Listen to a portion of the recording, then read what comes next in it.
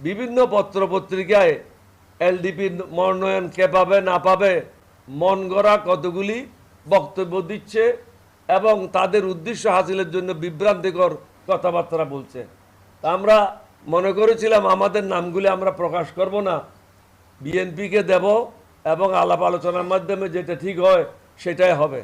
ইতিমধ্যে আপনাদের জ্ঞাতার্থে আমরা বলতে চাই, আমাদের দলের থেকে মহাসচিবের নেতৃত্বে 7 জনের একটা কমিটি করে দেওয়া হয়েছে, যারা বিএনপির সাথে কথা বলে কারা মনোনয়ন পাবে পাবে না এই বিষয়টা চূড়ান্ত করবে।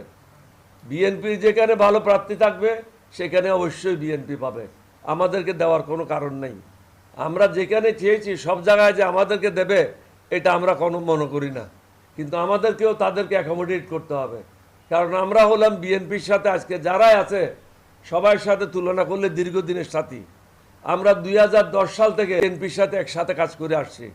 অন্য কোনো দল যারা বিএনপির সাথে আজকে ঐক্যজোট আছে তারা 2010 সাল থেকে ছিল না।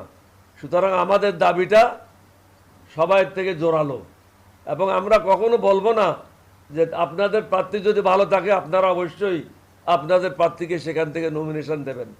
আমাদের প্রার্থী যদি ভালো হয় আমাদের প্রার্থীকে নমিনেশন দেবেন, এটাই আমরা কামনা করি।